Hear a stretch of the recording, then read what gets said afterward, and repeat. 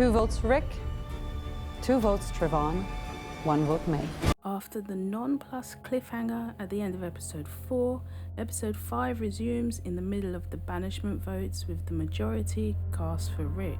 I was really expecting it to be more of a battle between May and Rick, but it was nothing like that. May only ended up receiving 1 vote, while Trayvon received 3. Rick's banishment seemed inevitable once Colin was banished, given Rick was the biggest pusher for that. So going around and accusing May of sabotaging the mission wouldn't have gone down well with others. Rick's game plan didn't set him up for a long stint. Despite Kuzi possibly wanting to recruit a TV personality as traitor bait, Kuzi and Mike agreed to murder. Fierce, Crystal and Kevin were the candidates. All those names surprised me because they were all in the armory. I thought that targeting any from the winning group would help the Faithfuls narrow down suspicions to that group, and it would help get too close to Kuzi. This play would work well if there was someone in the winning team who was already heavily under suspicion. Also, Crystal mentioned being suspicious of Mike because the way he started the roundtable discussion in episode 3 that saw Melissa B banished, thinking it had all been rehearsed between the two of them to help Melissa B defend herself. I thought with Crystal being their eventual pick, it would make the Faithfuls question Mike more because Crystal was the second Faithful murdered that talked about their suspicions of Mike.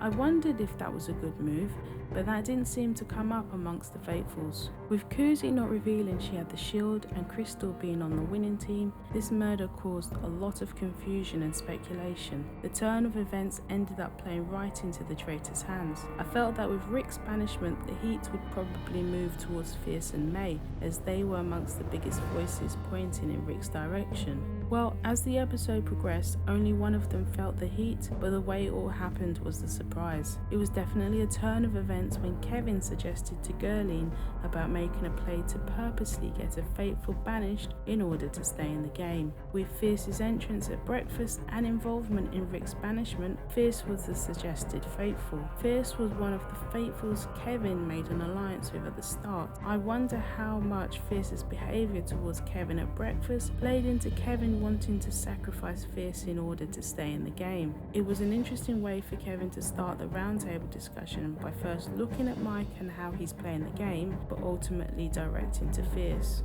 Trayvon was a name that was still floating about, and even Trayvon himself thought he was going home. I'm assuming my name is coming up and that prepare my exit speech and all that crap. What it is right now is that I'm feeling like a very bad Faithful. I've just been failing and failing and failing and failing, which is why I'm at this point right now where I'm like, if you're gonna banish me, just banish me. I really don't care. I don't care. He sounded so defeated, not just because he thought he was going to be banished, but because he hasn't been contributing to the missions and getting it so wrong with banishment votes. So it would have been a complete surprise to see how many people had shifted towards Fierce. Trayvon looked especially surprised when Mary was talking about her reasons for her vote for Fierce. The shift of Fierce surprised others, including Kevin. Despite him and Gerline talking about voting for Fierce, neither did, as they postponed their plan for the next banishment. Seems a lot of those that voted for Fierce weren't going to vote that way until they got to the round table. It worked in Kuzi and Mike's favour, as they had Fierce as a possible murder target on more than one occasion. It shows how quickly things can change in the game, and that the Faithfuls themselves can easily switch who they were planning to vote for based on the roundtable discussions. The episode is left with a knock at the door. While it's obvious it's going to be Korean, we don't know why. My thoughts is a possible death list. If this is the case, I wouldn't be surprised if Kevin's name is on the list. He's been mentioned as a possible candidate for murder before, and I think it's the right time for Kuzi and Mike to actually get rid of Kevin. As for other possible names, maybe they can add at least one Faithful from the winning team from the mission. Along with Kuzi, Dominic, Gerline, Leroy, Melissa A and Mickey want access to the armory, with Mickey finding the shield. Mary's name is growing in suspicion and is starting to become a serious candidate for banishment, so there could be an opportunity to use her, which could align with the traitor has put themselves on the death list theory. We shall see if I'm correct in the next episode.